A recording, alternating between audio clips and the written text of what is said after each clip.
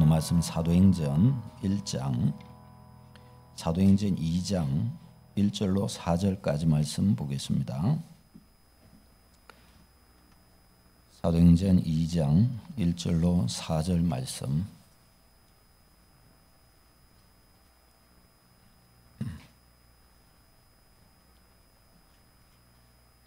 교독하시겠습니다. 1절로 4절입니다.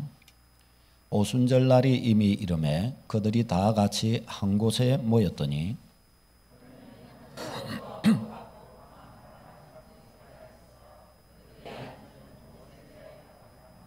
마치 불의 혀처럼 갈라지는 것들이 그들에게 보여 각 사람 위에 하나씩 임하여 있더니 그들이 다 성령의 충만함을 받고 성령이 말하게 하심을 따라 다른 언어들로 말하기를 시작하니라. 아멘.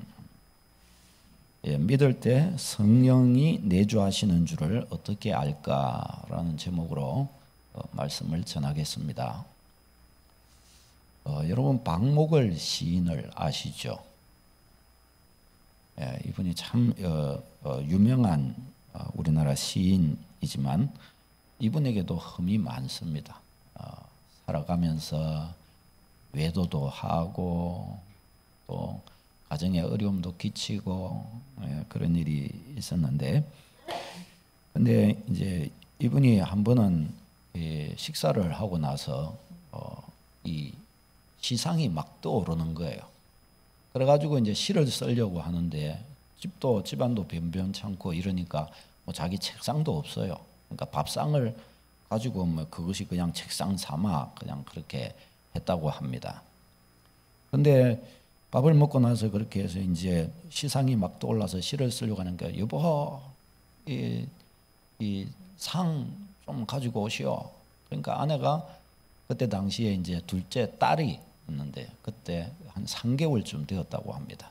근데 이 딸을 들쳐오고서 이 상을 닦아 가지고 이제 남편 앞에 이렇게 갖다 줬대요. 그리고 이제 큰아들이 있는데 이 큰아들은 아빠 그 옆에서 아빠를 이렇게 보고 있으면서 또 자고 지금은 대학 교수로 그렇게 계시는데 근데 그렇게 있었다고 합니다. 그리고 어머니는 상을 내주고 이렇게 아기를 들쳐업고 이렇게 나가는데 그때 밖에는 눈이 한방눈이 막 엄청 이렇게 쏟아졌다고 합니다. 그 이분은 거기 앉아서 이제 이렇게 시를 이렇게 쓰는데 뭐 얼마나 썼는지를 모른대요. 아들은 자기는 그 아빠 옆에서 누워 잤답니다. 얼마가 지났는지 모르는데 옆에서 아빠가 자기를 깨우더래요. 애야 그래서 아빠 하고 이러니까 엄마가 아무리 불러도 대답도 없고 엄마가 안 들어온다. 엄마를 좀 찾아오느라 그러더래요. 그래서 이 아들이 예 하고 나가가지고 엄마를 찾으러 가는데 눈이 엄청 이렇게 많이 왔더래요. 오고 있더래요. 그런데 엄마를 아무리 불러도 대답도 없고 어디를 찾아도 엄마가 보이지를 않더래요. 그래서 어디 있을까 하고 이랬는데 생각에 저 아래 동네에 엄마와 친한 아주머니가 계시는데 혹시 거기 가셨나? 이래가지고 엄마를 찾으러 이렇게 아래 동네로 이렇게 내려가는데 근데 한 골목으로 이렇게 딱 들어서는데 보니까 자기 엄마가 그 골목에 하나 보자기를 덮어쓰고서 이렇게 서 있더래요. 한방눈이 그렇게 막 쏟아지고 있는데 보니까 자기 동생 3개월 된 아기를 들쳐업고 보자기를 덮어쓰고 이렇게 있더래요. 그래서 엄마 아니 왜 이렇게 눈도 많이 오고 이런데 왜 들어오지도 않고 춥게 왜 이렇게 계시느냐고 그러니까 엄마가 그러시더래요. 너희 아빠가 이렇게 시상이 이렇게 막 떠오르는데 그러고 있는데 아기를 이 3개월 된 아기를 들쳐업고 거기 있으면 혹시나 이 애가 울면은 아빠의 그 들어오는 그 미묘한 그 감정에도 그 좋은 떠오르는 귀한 그 마음들이 싹 사라지면 어떡하니? 그래서 아빠 아기가 아무리 울어도 집에 안 들리도록 멀리 집에서 떨어져 와가지고 근데 그 시간에 어디 갈 데도 없고 그래서 보자기를 덮어쓰고 그렇게 있었더랍니다. 근데 나중에 이제 이 아들이 어머니를 그리워하고 생각하면서 항상 그 모습이 떠오르대요. 한방눈이 막 그렇게 내리는 데에서 그렇게 그 보자기를 덮어쓰고 아버지 그 박목월 시인이 시 쓰는데 방해가 안 되려고 그거 안 되려고 3개월 된 아기를 얻고 그렇게 탈 때 그때 어머니의 마음은 어떤 마음이셨을까? 나중에 이 시인이 어머니께 그랬대요. 엄마, 어머니 그때 그 눈 그렇게 오고 그랬을 때 그 서인데 얼마나 힘드셨어요, 얼마나 추우셨어요. 그러니까 어머니가 빙긋이 웃으시면서 그러더래요. 그래도 나는 그게 어려운 게 아니고 너희 아빠가 그래가지고 시를 예쁘게 이렇게 자원시를 써가지고 그것을 출판하기 전에 먼저 자기에게 왔고 그걸 다 보여주신대요. 그러면 그것을 다 보고 자기가 읽고 그거 할 때 너무나 감사하고 마음이 좋았대요. 남편이 그와 같이 그걸 하는데 아내는 그게 조금이라도 그 방해될까봐, 그 미묘한 감정이라도 흔들릴까봐 저 멀리에 가 있는 그 고결함, 이런 아내, 이런 또 그런 아내를 또 귀히 여기는 또 남편 얼마나 귀합니까?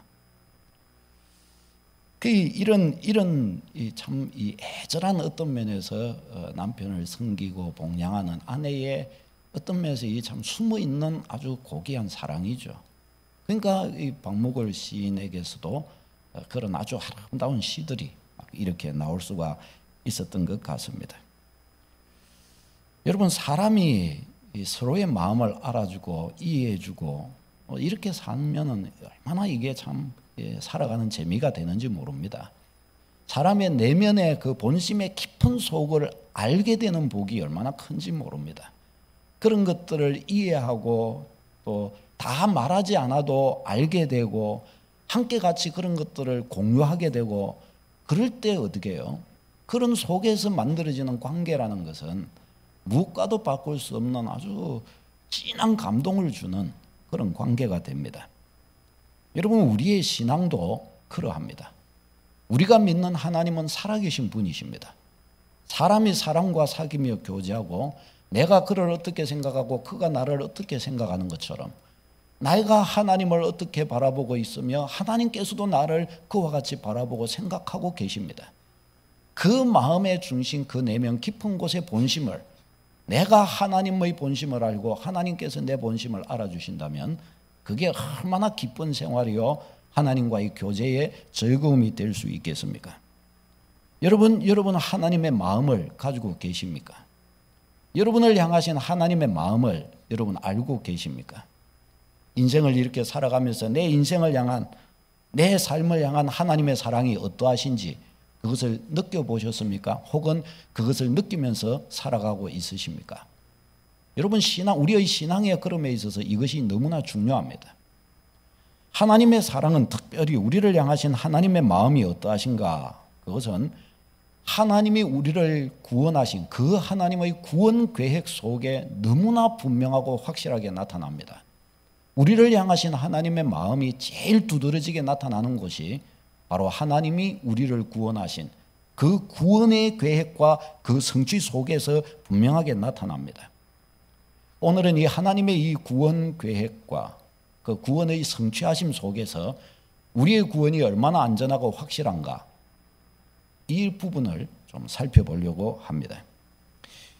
구약 성경에서 죄인을 구원하시는 하나님의 구원 계획이 무엇인가를 구약 성경은 알려줍니다. 구약 성경의 핵심은 뭐죠? 예수 그리스도께서, 우리의 구원자께서 오실 것이다. 구원자가 계시다. 그분이 오셔서 우리를 구원하실 것이다 입니다. 이것을 하나님의 구원 계획이라고 그러죠. 구약에서는 하나님의 구원 계획을 우리에게 명확하게 알려줍니다. 이스라엘 백성들을 향해서도 하나님께서는 어떻게 죄인들을 구원하시는가에 대해서 계속해서 말씀해 주신 것이, 그것이 구약 성경의 내용입니다.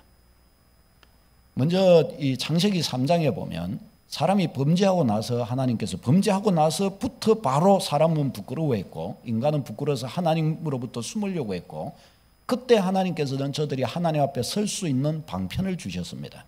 그게 가죽옷이죠. 3장 21절요. 시작. 여호와 하나님이 아담과 그의 아내를 위하여 가죽옷을 지어 입히시니라. 아멘.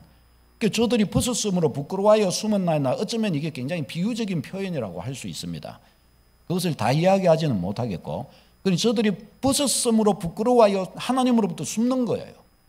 그러니까 하나님 앞에 나가지를 못하는 거예요. 그래서 하나님께서 하나님 앞에 나올 수 있도록, 부끄럽지 않을 수 있도록 뭐예요? 몸을 가릴 수 있게 해주셨단 말이죠. 그게 가죽옷입니다. 가죽옷. 몸을 가렸다는 말은 옷을 입고 나가게 해주셨다. 어떤 면에서는 유치원생의 눈으로 우리가 이것을 또 볼 수도 있겠지만 좀 더 깊은 이면적인 해석으로 우리가 볼 수도 있습니다. 하나님 앞에 범죄한 죄인의 그 부끄러움, 인간의 이런 죄악됨의 이 부끄러움, 그래서 완전히 거룩하시고 의로우신 하나님 앞에 서려고 하면 이 죄악으로 인하여 부끄러워서 서지를 못하는 그 모습, 이걸 가려주셨다는 거예요. 이게 그게 바로 가죽옷으로 표현되고 있는 것입니다. 근데 저 가죽옷이 있으려면 뭐가 있어야 될까요? 짐승이 죽어야 되죠. 그렇죠? 짐승을 잡아야 가죽이 생기는 겁니다. 저 창세기 3장에 벌써 인간이 범죄하고 나니까 가축이 죽습니다. 짐승이 죽어요. 짐승을 죽이고 그 가죽을 가지고 이 벌거벗은 것을 덮는 거예요. 소위 말하면 우리의 죄를 가리는 겁니다. 무엇으로요? 가죽으로. 저 가죽은 어디서 나왔어요? 짐승의 생명입니다. 그래서 짐승의 생명으로, 우리 이 아담과 하와의 죄의 대가로 짐승의 생명으로서 그 죄를 가렸던 겁니다. 이것이 그것을 알려주는 겁니다. 그 다음에 또 더 나아가면 유월절 어린 양이 있습니다. 우리가 유월절 알죠? 이스라엘 백성이 저 애굽에 종로로 타고 있을 때에 10가지 재앙으로 인하여 애굽 바로왕이 두 손을 번쩍 들고 나가달라, 이래서 이스라엘 백성이 출애굽을 하죠. 그 마지막 재앙이 뭐였어요? 장자의 죽음이었습니다. 이 장자의 죽음이 이 애굽의 모든 가축과 사람에게는 처음 난 것은 다 죽었습니다. 그러나 이스라엘 진영은 아무도 안 죽었습니다. 그 왜 그랬느냐? 바로 이 유월절 어린 양의 피 때문이었습니다. 같이 한번 읽어보겠습니다. 시작. 내가 애굽 땅을 칠 때에 그 피가 너희가 사는 집에 있어서 너희를 위하여 표적이 될지라. 내가 피를 볼 때에 너희를 넘어가리니 재앙이 너희에게 내려 멸하지 아니하리라. 아멘. 그 유월절이 뭐예요? 어린 양을 잡아갖고 그 피를 문지방과 임방에 이렇게 출입문에 이렇게 발라놓고 그 안에 들어가서 거기서 고기 뜯어먹고 어린 양 그거 뜯어먹고 누룩 없는 빵, 무교절 빵을 이렇게 뜯어먹고, 그리고 그 안에 있는 거예요. 그 안에 저들이 있는 사이에 어떻게 해요? 죽음의 천사가 애굽 전역을 지나가는 거예요. 그리고 애굽 전역을 지나가며 피가 발라진 집은 죄사함을 받은 줄로 알고 그 집은 이월에서 과을에서 넘어가는 거고, 그래서 유월절을 과을절이라고도 또한 말하는 거예요. 그 집을 넘어가고 피가 안 묻어 있는 집은 다 들어가가지고 처음 난 것을 다 죽여버린 거예요. 그 온 애굽의 각 집은 다 곡소리가 나고, 그러나 이스라엘 집은 아무도 죽은 자가 없었던 겁니다. 어떻게 해요? 어린 양이 피가 발라져 있었기 때문이에요. 이게 뭐예요? 피값으로, 피를 흘림으로 이스라엘은 죄사함 받고 살았다는 것을 말하는 것입니다. 그리고 저 유월절 어린 양에서 이스라엘 백성이 하나님과 시내산에서 이제 언약을 맺습니다. 그 율법 안에서 언약을 맺죠. 거기에서 이 핵심이 되는 언약의 내용 가운데 제사제도가 있습니다. 제사제도. 이 제사제도가 뭐냐? 하나님과 언약을 맺으면서 이스라엘 백성이 너희는 나의 백성이 되고 나는 너희의 하나님이 되겠다. 너희는 이 언약의 말씀을 붙들고 살아라. 이 언약을 너희가 어기면 죽을 것이요, 이 언약 안에 거하면 들어와도 복을 받고 나와도 복을 받고 평생 너희의 살아가는 모든 삶 동안에 너희는 내 백성이다. 내가 너희를 지킨다. 이게 하나님의 언약입니다. 그런데 이스라엘 백성이 하나님의 언약을 잘 못 지키잖아요. 한두 번은 지켜도 그 시간이 지나가면은 어깁니다. 그 언약을 어기게 되기 때문에, 어기면은 하나님 백성 되면서 떨어지잖아요. 그러면 사망이에요. 그래서 거기에서 회복될 수 있는, 언약을 어겼을 때 다시 회복될 수 있는 방편을 주셨는데, 그게 바로 제사제도입니다. 제사제도. 이 제사제도를 통해서 다시금 언약 백성으로 돌아올 수가 있었던 거예요. 읽어보겠습니다. 시작. 제사장이 이스라엘 자손의 온 회중을 위하여 속죄하면 그들이 사함을 받으리니 이는 그가 부지 중에 범죄함이며 또 부지 중에 범죄함으로 말미암아 헌물 곧 화제와 속죄제를 여호와께 드렸음이라. 아멘. 제사장이 온 회중을 위하여 속죄한다는 거예요. 그러면 사함을 입는다는 거예요. 무엇으로 속죄하느냐? 속죄의 제사를 드려서 이 속죄 제물의 이를 죽여서 그 피를 뿌림으로 이 피로서 저들이 죄 사함을 받을 수가 있었던 것입니다. 그러니까 제사제도. 이스라엘 전 이 왕정이 지나면서 전 이 이스라엘 나라 가운데서 저 제사제도가 이스라엘 백성으로 하나님의 백성, 하나님의 나라를 유지하며 살도록 했습니다. 저들이 죄인이 아니기 때문이 아니라, 죄를 안 지었기 때문이 아니라 저 제사제도를 통해 짐승의 생명을 들여서 죄 사함을 받고 하나님께 드려졌더라 하는 것입니다. 그 짐승의 죄값인 거예요. 짐승의 죄값. 이와 같이 하여 드려졌는데, 근데 우리가 여기에서 이제 볼 중요한 부분이 있습니다. 이 짐승의 이 피값으로 이와 같이 드리는데, 이것은 하나님께서 우리에게 주신 구약 제사 즉의 온전한 제사가 온전한 죄사함이 되지 못했다는 것입니다. 그것을 여기에서 가르쳐 줍니다. 히브리서 9장 7절요. 시작. 오직 둘째 장막은 대제사장이 홀로 1년에 한 번 들어가되 자기의 백성의 허물을 위하여 드리는 피 없이는 아니하나니, 성령이 이로써 보이신 것은 첫 장막이 서 있을 동안에는 성소에 들어가는 길이 아직 나타나지 아니한 것이라. 아멘. 자, 둘째 장막, 이게 하나님의 성막이 있는데, 하나님의 성막이에요. 그렇죠? 왼쪽에 성막, 제일 가에 뜰이 있고, 거길 들어가면은 이제 처음에 나타난 것이 번제단, 두 번째 나타나는 것이 물두멍이에요. 그리고 저 세 번째 있는 저게 이제 성막이에요. 저게 본 안에 성막. 성막은 두 곳으로 나누어집니다. 이 첫 장막이라고 앞에서 표현되었던 저게 성소, 두 번째가 둘째 장막이라고 표현된 이게 지성소입니다. 저 지성소에 하나님의 법궤가 있고, 대제사장이 1년 대속죄일에 한 번씩 저곳에 들어가서 피를 뿌림으로 전 이스라엘의 죄를 사하는 의식을 거행했던 겁니다. 그날이 그래서 대속죄일입니다. 그래서 저기에는 이 둘째 장막, 저기에는 하나님이 임재하시는 곳이기 지성소이기 때문에 저기는 아무도 못 들어가요. 대제사장도 1년 대속죄일 한 번밖에 못 들어갑니다.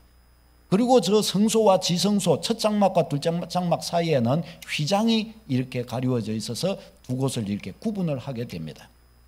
자, 그런데 우리가 읽은 이 본문 말씀에서 여기에서 뭐라고 그래요?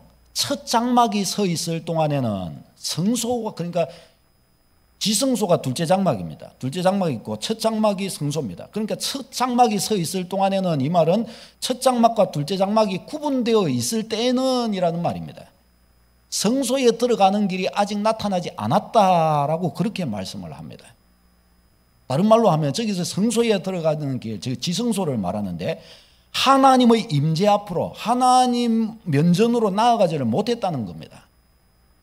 그 지금은 뭐예요? 예수님 십자가에 못 박혀서 운명하실 때에 저 지성소와 성소를 가르는 휘장이 위에서 아래로 찢어졌다 그랬죠. 그게 무슨 의미냐 하면은 지성소와 성소의 구분이 없어졌다는 것을 말하는 거예요. 그러면 모든 곳이 다 뭐예요? 이제는 지성소화된 것입니다.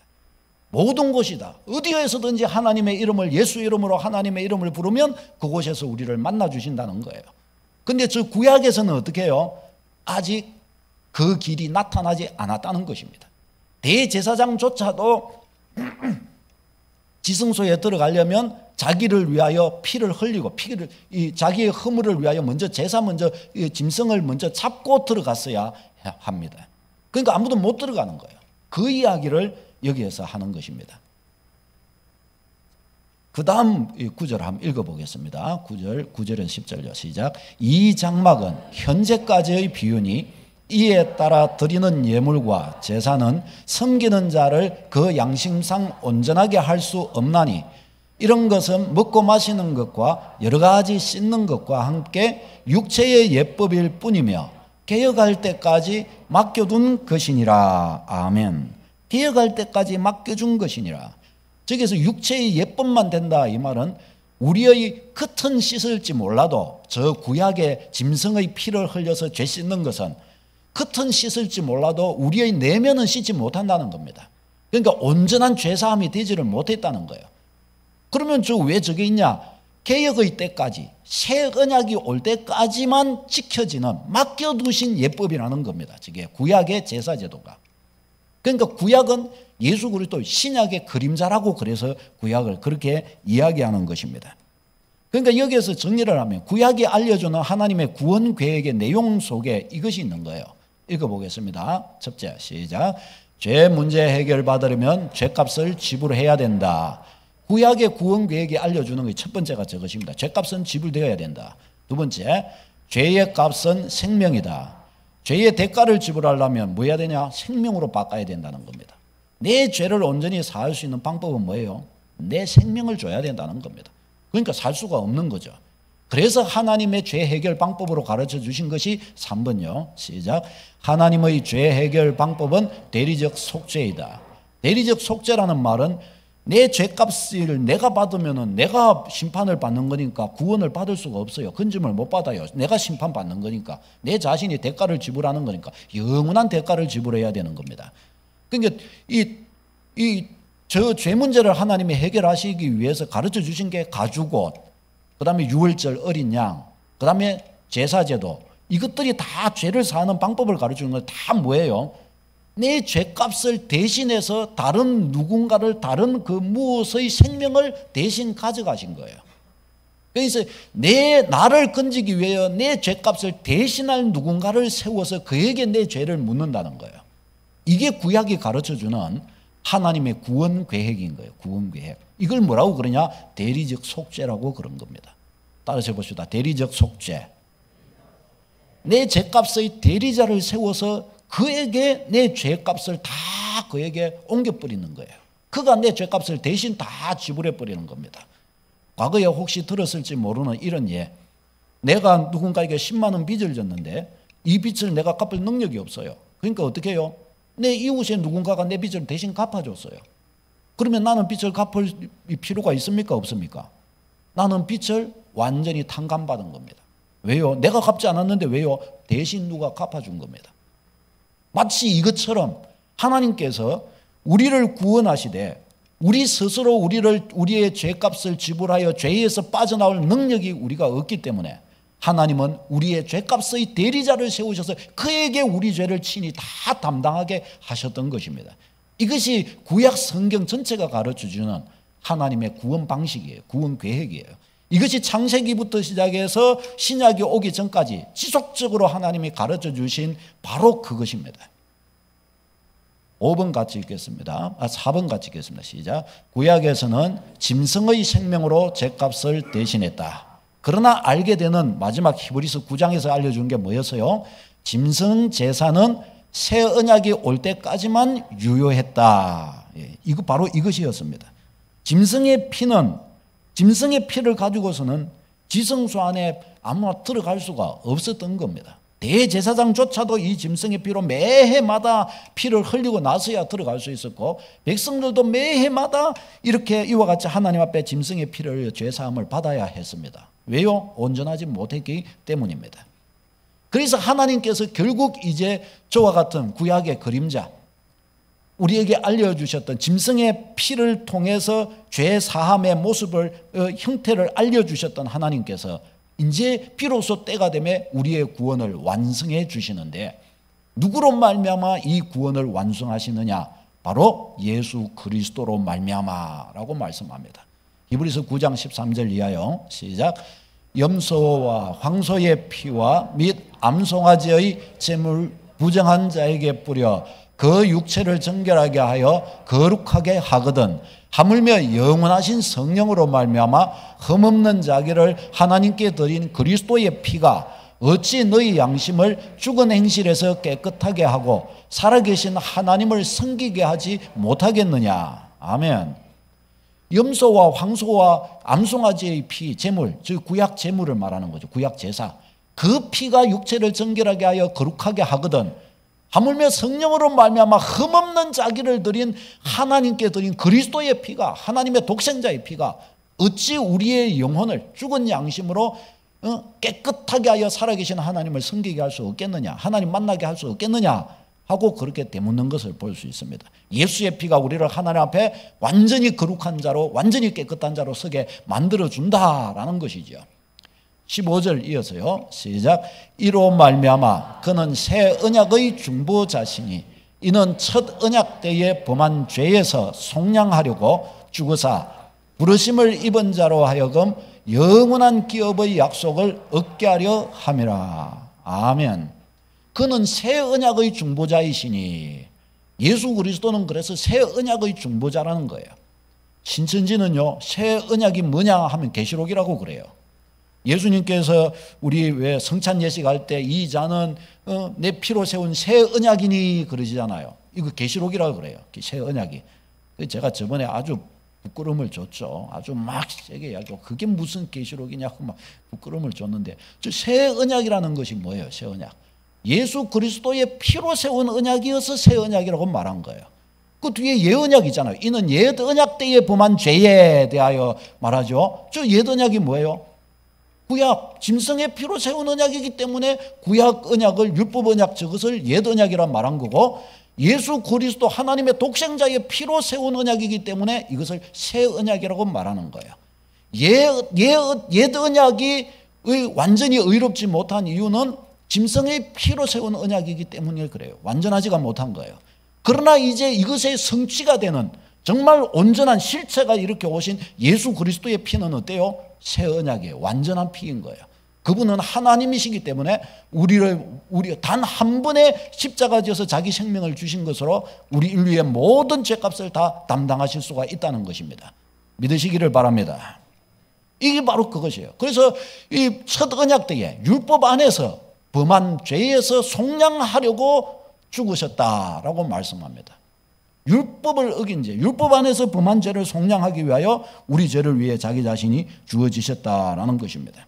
자, 결론적으로 여기에서 알려주는 것이 무엇입니까? 예수 그리스도는 하나님의 구원 계획의 최종적 성취자이시다라는 것입니다. 구약 성경을 통해서 그림자적으로 하나님께서 가르쳐 주신 우리의 죄 문제를 해결하는 방법은 대리적 속죄의 방법이다. 그것을 창세기 때부터 시작해 지속적으로 하나님은 가르쳐 주신 거예요. 우리가 우리 죄값을 지불하지 못할 만큼 우리는 타락했고 연약한 자라는 거예요. 내가 일 저질러 놓고 그걸 해결할 능력이 나에게는 없다는 겁니다. 그걸 지속적으로 구약 성경은 가르쳐 준 거예요. 너희가 죄인이니라, 너희가 죄인이니라, 너희 능력으로는 안 되느니라, 이걸 계속해서 가르쳐 주셨던 겁니다. 그러나 인생은, 사람들은 아직도 이것을 모르고 자기 능력으로 자꾸 죄 문제를 해결하려고 그래요.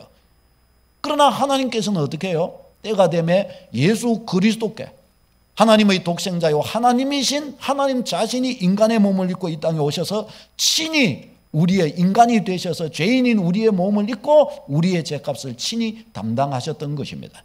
그것을 통해서 영원한 속죄를, 다시 이제 죄사할 필요도 없고 다시 속죄의 제물을 필요로 할 것도 없이 완전히 현재, 과거, 현재, 미래의 모든 죄를 담당하시는 속죄의 역사를 예수 그리스도께서 이루셨다는 것입니다.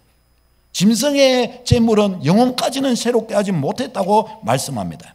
그러나 예수의 십자가 피는 육체뿐만 아니라 우리의 전 영혼까지 완전히 우리를 새 것이 되게 해 주십니다. 예수 그리스도 안에서 그래서 하나님의 구원 계획이 완전히 그래서 성취된 것입니다.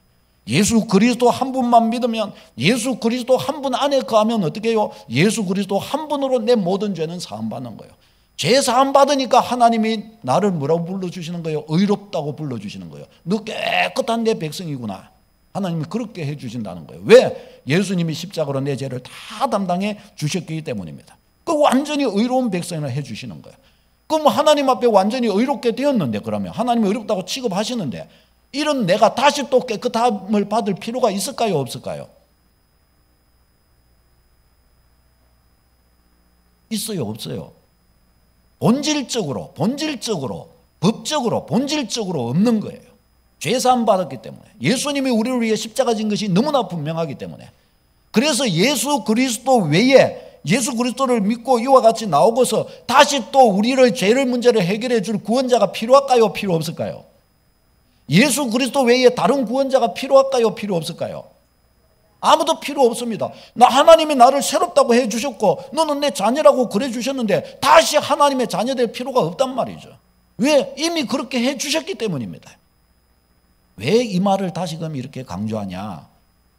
이래가지고 이걸 이렇게까지 다 해놓고도 신천지 가갖고 이만희가 나를 구원한다, 계시록이 나를 구원한다, 이렇게 하니까요. 이런 사람이 계속 생기니까요. 이런 사람이.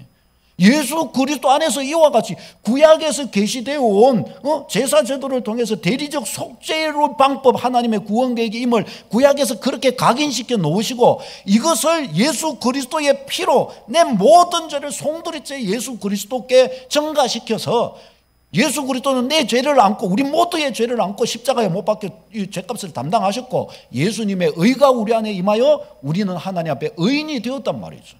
의롭게 된 사람을 뭐한데 다시 또 데려다가 폭탄 갖다가 다시 또 의롭게 만들 필요가 뭐가 있어요, 여러분?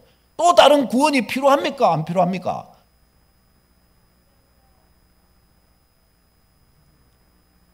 목사님, 너무 당연한 것을 뭐 또 물으십니까? 뭐 그래서 그런 겁니까? 아니면 몰라서 대답하기가 망설여지는 겁니까, 여러분? 아멘. 여러분, 이 부분 정말 그러기를 바랍니다. 제가 이야기 들었죠. 저희 아내와 연결시켜서 이 집사님 내가 우리 교회 데리고 오려고 이제 다시 전도하려고 그래 애를 쓰고 있는데, 수십 년을 예수 믿고 뭐 안수 집사님이고 장로님이고 다 자빠지고 다 넘어가고 다 그쪽으로 갔어요. 다 갔다니까요. 다 제가 아는 분들로 다 갔어요.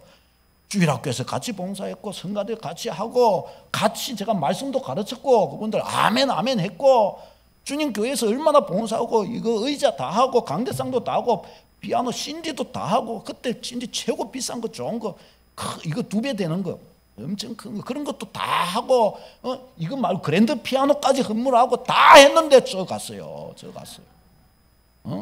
누가 그런 분이 갈 줄로 생각했겠어요? 여러분, 아멘 할 때 정확하게 잘하세요.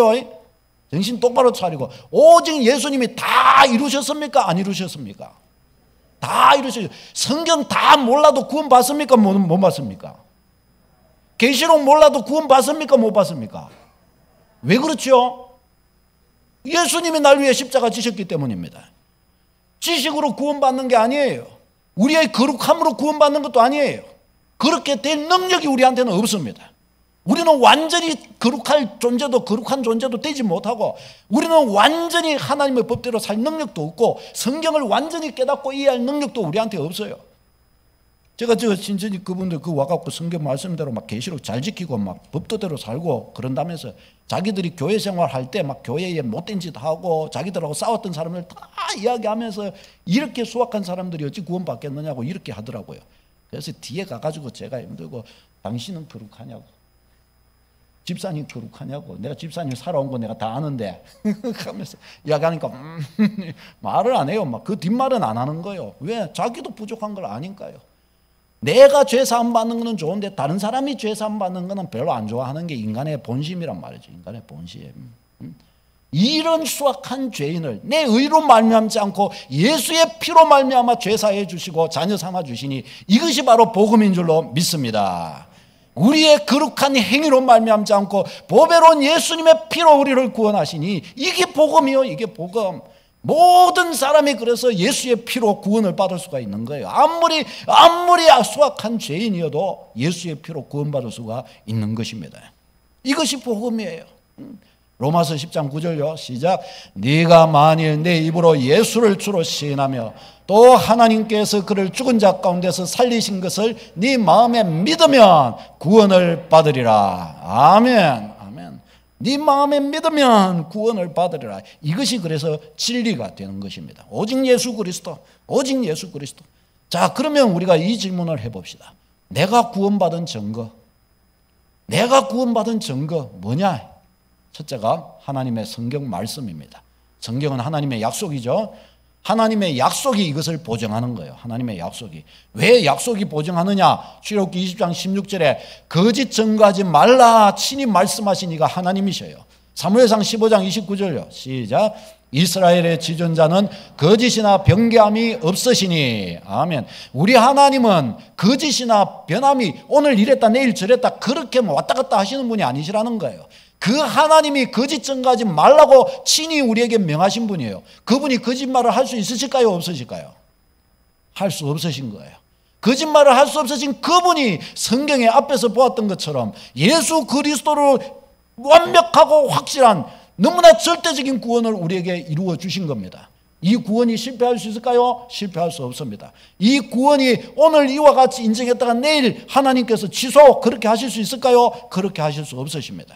그러니까 성경 말씀, 이 말씀이 우리에게 증거가 되는 것입니다. 이 약속의 말씀에 예수님을 주인으로 인정하고 믿으면 구원을 받는다고 앞에 그랬잖아요. 입으로 시인하면 만일 내 입으로 예수를 주로 시인하고 그를 죽은 자 가운데서 살리는 것을 네 마음에 믿으면 구원을 얻으리라. 할렐루야. 너무나 분명하고 확실하게 성경 약속이 우리에게 주어졌으니 이 약속에 근거하여 우리는 확실하게 내가 구원받은 증거, 이것이 바로 이 말씀이 우리에게 그 증거가 되는 줄로 믿습니다. 이 말씀이 우리에게 그 증거가 되는 거예요. 요한복음 5장 24절요. 시작. 내가 진실로 진실로 너희에게 이르노니 내 말을 듣고 또 나 보내신 이를 믿는 자는 영생을 얻었고 심판에 이르지 아니하나니 사망에서 생명으로 옮겼느니라. 아멘. 끝나버렸습니다. 그렇죠? 심판에 이르지 않으니 사망에서 생명으로 옮겼느니라. 영생도 얻었다라고 우리에게 말씀을 합니다. 그러니 우리가 눈에 보이는 것 없고 손에 잡히는 것 없어도 어떻게 해요? 이 약속의 말씀에 근거하여 우리에게는 뭐예요? 예수 믿는 나에게 생명은 이미 주어졌다. 영생은 이미 주어졌고 이미 우리는 뭐예요? 사망에서 생명으로 옮겨졌다. 구원받았다. 끝났다라는 것입니다. 이것을 뭐가 증거하냐? 바로 성경이 이것을 우리에게 증거가 된다라는 것입니다. 그 다음에 두 번째는 성령의 보증입니다. 성령. 약속하신 보혜사 성령, 약속의 성령이 이미 오셨다고 우리에게 가르쳐 줍니다. 성령이 오셨다는 겁니다. 성령. 요한복음 16장 7절 읽겠습니다. 시작. 그러나 내가 너희에게 실상을 말하노니 내가 떠나가는 것이 너희에게 유익이라. 내가 떠나가지 아니하면 보혜사가 너희에게로 오시지 아니할 것이요 가면 내가 그를 너희에게 보내리니. 아멘. 예수님께서 육신으로 제자들과 함께 계실 때 내가 떠나가는 것이 너희에게 유익이라 그랬어요. 제자들은 예수님이 떠나신다니까 막 근심하고 염려하고 막 그런 거예요. 그러니까 너희가 왜 염려하느냐? 내가 떠나간다는 말을 듣고 너희가 왜 염려하느냐? 내가 떠나가는 것이 더 유익하다 그러신 거예요. 예수님이 그 이유를 뭐라고 하시느냐? 내가 떠나가야 보혜사를 너희에게 보낼 것이기 때문이다 라고 그렇게 말씀하셨어요. 저 보혜사가 누구냐? 이만희가 아니고 성령님을 말하는 거예요. 성령님. 하나님의 영이신 성령님. 성령이 오신다는 거예요. 왜 성령이 오시는 것이 예수님이 육신을 입고 제자들 곁에 있는 것보다 더 낫냐? 예수님은 우리의 외부에 같이 있어서 가르치시고 함께 해주시고 사랑해 주시지만 성령은 친히 우리 안에 역사하셔서 우리 안에 하나님의 마음을 주시기 때문입니다. 외형적인 것으로서는 옆에 있는 게 손으로 잡을 듯이 있는 게 더 안심이 되고 좋죠. 그러나 믿음의 영역에 있어서는 어때요? 믿음의 세계에 있어서는 우리 안에 친히 자정해 주시는 게 더 나은 겁니다. 그러니까 제자들도 예수님이 외부에 이렇게 계셨을 때는 구원의 감격이 별로 없어요. 그러나 성령이 저들 안에 내주하셨을 때 그 은혜 속에 섰을 때는 어때요? 막 기뻐 뛰며 즐거워하고 막 은혜가 확 저들에게서 피어오른 것이에요. 이게 성령이 함께 계신 게 더 좋다는 증거입니다. 그런데 이 성령이, 약속하신 이 성령이 오셨다고 우리에게 가르쳐 줍니다. 성령은 우리가 하나님께 속해 있음을 확인하는 중요한 표정이 된다고 보정이 된다고 알려주십니다. 고린도서 1장요. 시작. 그가 또한 우리에게 인치시고 보증으로 우리 마음에 성령을 주셨느니라. 아멘. 인치시고 저 말은 자녀이다는 확정의 도장을 찍으셨다는 거예요. 그 도장의 증거로서 성령이 주어지셨다는 거예요. 성령을. 성령이 우리의 보증이 되시는 거예요. 뭐요? 하나님의 자녀된 보증이 되신다는 거예요. 그 성령이 어떻게 해요? 오셨다는 거예요. 오셨어요. 이미 오셨어요. 언제요? 오순절, 2000년 전 오순절에. 오순절날 성령이 임했다고 하는 거예요. 그 말씀이 오늘 우리가 읽은 이 사도행전 2장 1절로 4절 말씀이에요. 불의 여같이 갈라지는 것이 저들 위에 임하여 온 겁니다. 저들에게 막 강력한 영적인 불이 일어나고 강력하게 저들이 하나님에 대한 뜨거운 사랑과 은혜가 막 용솟음쳐 올라오고 저들에게 여지껏 없었던 하나님을 향한 사랑과 열정이 막 확 불일 듯 일어난 거예요. 하나님을 찬양함과 막 저들의 입술이 방언을 하고 막 바로 막 그 수많은 유대인들이 명절에 모여 있는데 그 앞에서 막 입이 터진 거예요. 예수를 믿으라 하면서 막 두려워하지 않고 막 복음을 전하기 시작한 겁니다. 어떻게 이런 일이 가능했느냐?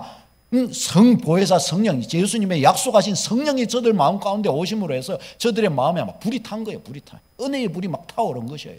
성령의 불이 타오르는 줄로 믿습니다. 구원받은 백성에게 성령이 오셔서 성령의 물이 막 타오르는 거예요. 이 성령께서 명확하게 이와 같이 제자들에게 오신 것입니다. 왜 이 사도행전 2장에서 오순절날 성령이 이렇게 오신 것을 우리가 알 수 있게 되었습니까? 너무나 확실하고 눈으로 볼 수 있는 것처럼 성령이 오셨음을 알려주고 있기 때문입니다. 왜 이와 같이 구체적으로 성령이 오셨음을 명확하게 알려주신 것일까요? 예수님을 믿는 사람들에게 성령이 이미 예수님이 약속하신 보혜사 성령은 이 지구촌에 오셨고, 그리고 믿는 자들에게 지금 어떻게 해요? 역사하셔서 저들에게 내주하신다는 사실을 보여주기 위해서 가르쳐 주신 거예요. 성경 보고 알라는 겁니다. 성령 오셨다 알라는 것입니다. 예수 믿는 자에게 성령 오신다 알라는 것입니다. 우리에게. 그래서 성경은 많은 곳에서 알려줍니다. 앞에까지는 유대인 그리스도인들만 있었어요. 예루살렘 교회. 그러나 이제는 사마리아 땅으로 복음이 전해집니다. 저들이 예수님을 믿고 구원을 받습니다. 저들이 구원받은 줄을 어떻게 알아요? 성령이 구원받은 보증이라고 그랬죠. 사마리아 사람들에게 성령이 임한 보증이 나오는 거예요. 시작. 그들이 내려가서 그들을 위하여 성령 받기를 기도하니 이는 아직 한 사람에게도 성령 내리신 일이 없고 오직 주 예수의 이름으로 세례만 받을 뿐이더라. 이에 두 사도가 그들에게 안수하며 성령을 받는지라. 아멘. 그러면 앞에서 그들이 예루살렘 사마리아 땅에 예수님을 모셨다는 이야기를 듣고 베드로와 요한이 사마리아 땅으로 파송을 받아 갔단 말이죠.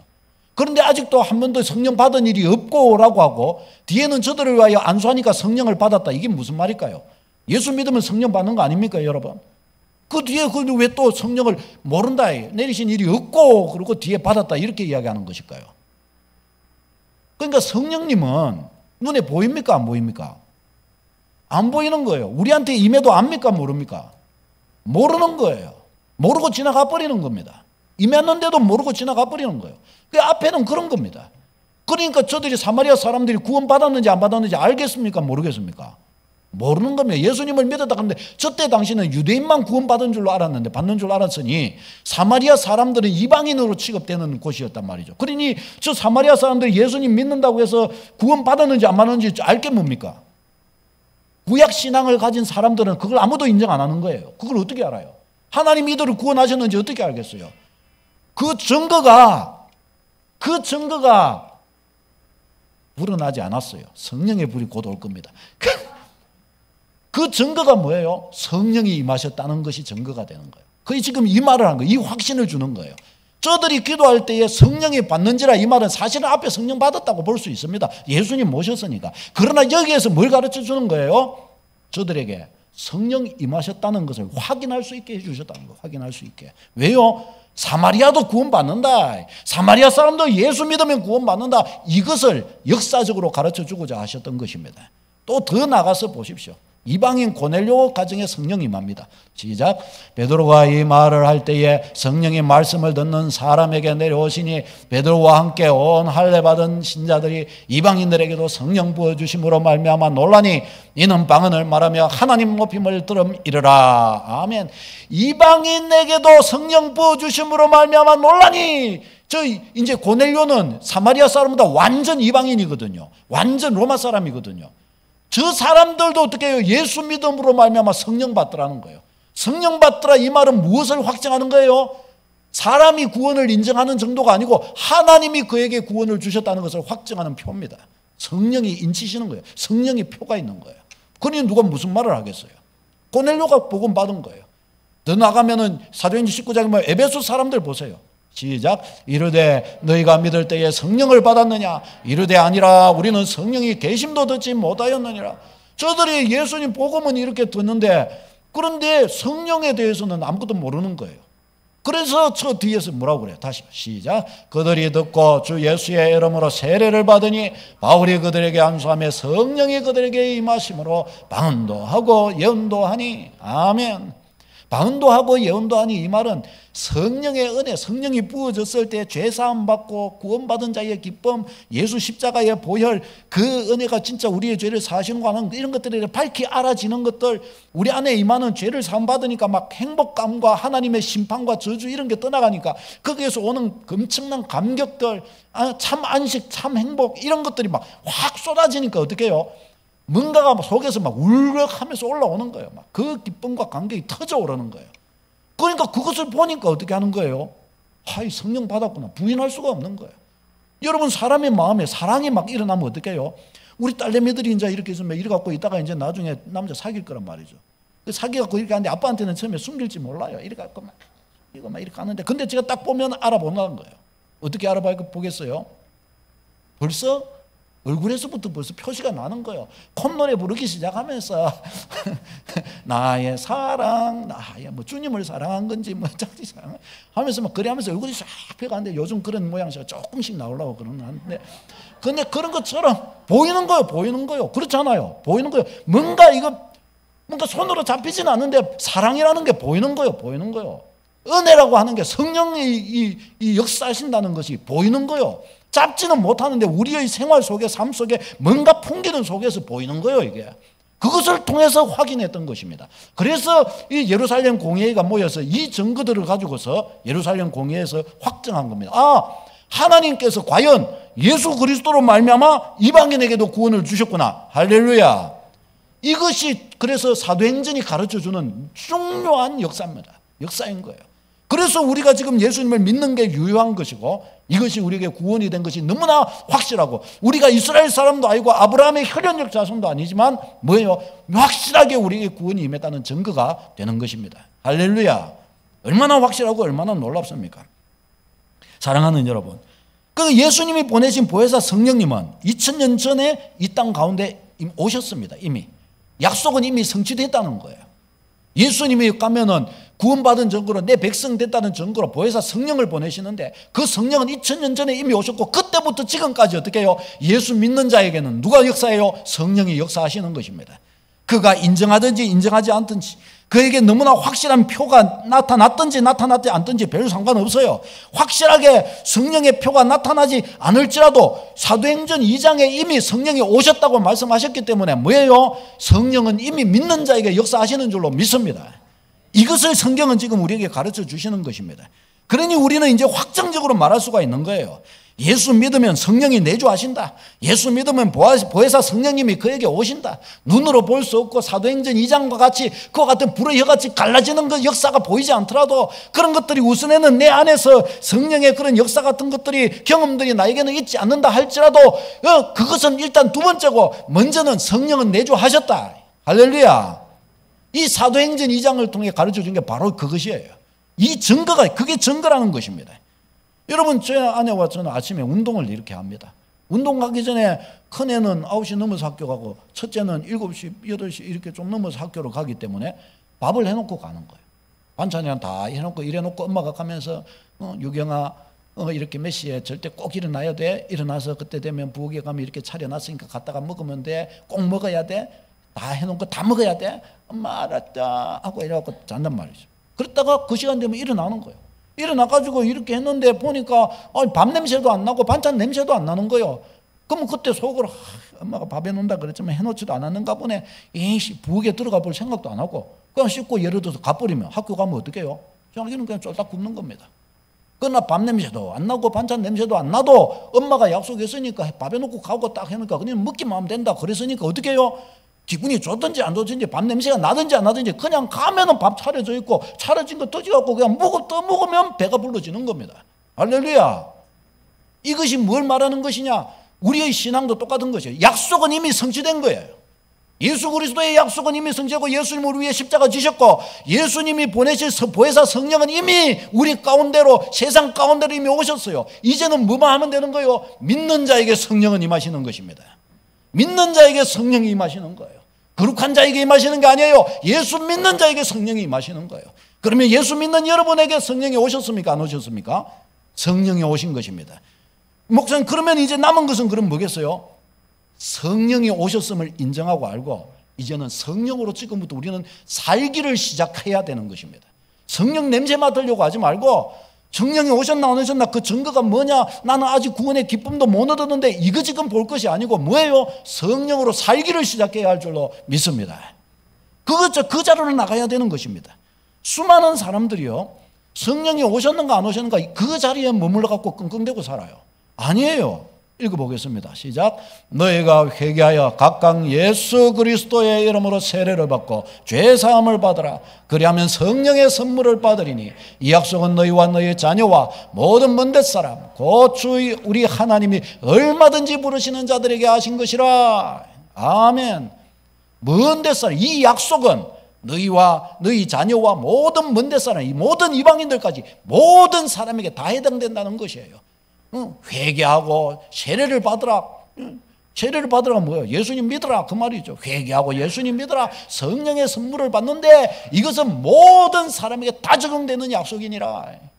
우리에게도 그러한 줄로 믿습니다. 그게 다 되는 것이에요. 다. 여러분에게 다 성령이 임하신 줄로 믿습니다. 이제는 성령을 인정하십시오. 성령님을 인정하십시오. 다시 해봅시다. 성령님을 인정합니다. 성령님 인정합니다.